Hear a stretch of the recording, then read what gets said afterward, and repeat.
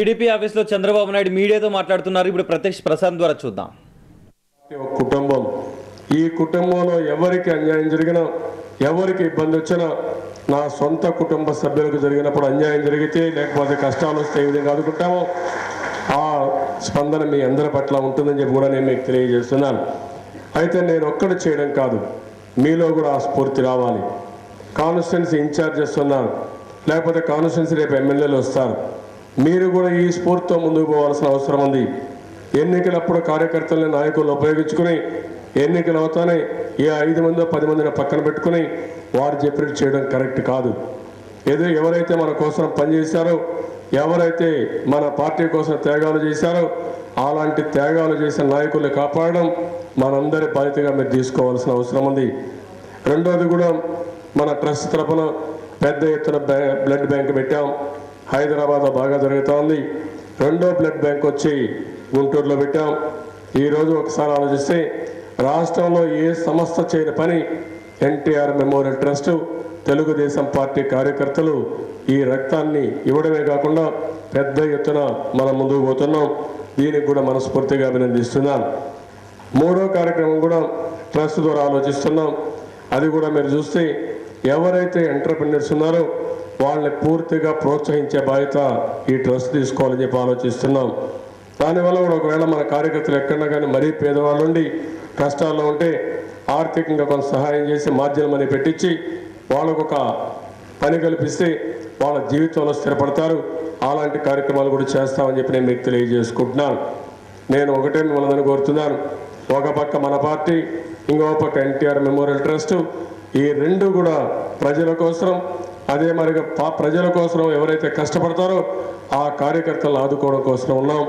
అది మీరు గుర్తుపెట్టుకొని రెండూ ఉపయోగించుకోవాల్సిందిగా నేను మిమ్మల్ని కోరుకుంటున్నాను. మీరు పోయే లోపల కాన్స్టిట్యున్సీ వారిగా ఎన్టీఆర్ మెమోరియల్ ట్రస్ట్లో ఎవరిని చదివించాలో ఒక్కొక్క నియోజకవర్గంలో ఒక్కొక్క పేరు ఇవ్వండి. 294 నియోజకవర్గాల్లో మినిమం 294 మందిని ఈ సంవత్సరం అడ్మిట్ చేయాలనుకుంటున్నాం. ఆ పేర్లు ఇచ్చే బాధ్యత మీరు తీసుకోవాలి. ఇక్కడుండే నాయకులు ఎవరైనా పేదవాళ్ళు ఉంటే వాళ్ళ పిల్లల పేర్లు ఇవ్వండి.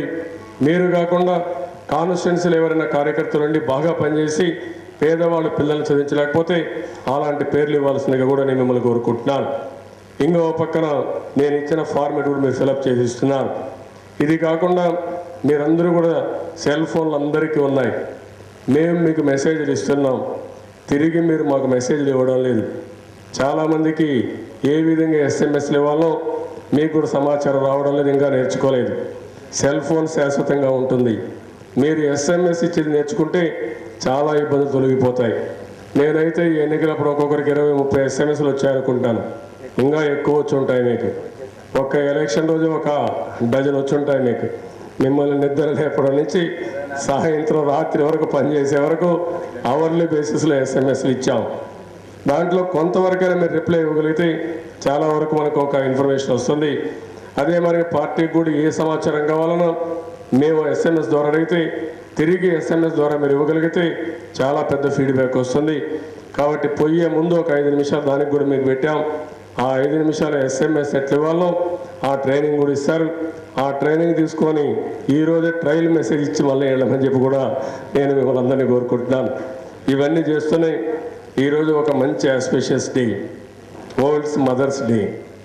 మనం అందరం కూడా తల్లులు లేకపోతే ఇక్కడ లేదు. కాబట్టి తల్లి యొక్క ప్రాముఖ్యత గురించి ప్రతి ఒక్కరికి తెలుసు. అందరూ కూడా తండ్రి కంటే కూడా తల్లితోనే ఎక్కువ అటాచ్మెంట్ ఉంటుంది. అలాంటి అటాచ్మెంట్ కోసమే మొత్తం వరల్డ్స్ మదర్స్ డే ఈరోజు సెలబ్రేట్ చేస్తున్నారు. కాబట్టి మనందరం కూడా మనకు జన్మనిచ్చిన తల్లిని ఒకసారి జ్ఞాపకం చేసుకొని, అదే మరిగా ఇంకో పక్కన చూస్తే నేను అందుకనే జన్మభూమి పెట్టాను.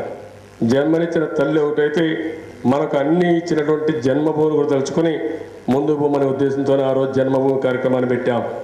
ఈరోజు ఈ మదర్స్ డే రోజున ప్రతి ఒక్కరికి కూడా ఒకసారి తల్లి యొక్క ప్రాముఖ్యత గుర్తు చేస్తూ, అలాంటివి ఎవరు వారి మెమరీస్ వాళ్ళకు ఉన్నాయి. మనం అందరం కూడా మళ్ళీ ఒకసారి మన తల్లుల గురించి ఒకసారి ఆలోచించుకొని మధుర స్మృతులు కూడా ఒకసారి నెమరేసుకొని, ఎవరైతే చాలామంది ఉన్నారో ఇక్కడ కొంతమందికి ఇంకా తల్లులు ఉన్నారు, కొంతమంది తల్లులు లేకపోయినా ఆ జీవితంలో ఎప్పుడూ వారి యొక్క అభిమానాన్ని, వాళ్ళ యొక్క ఆప్యాయత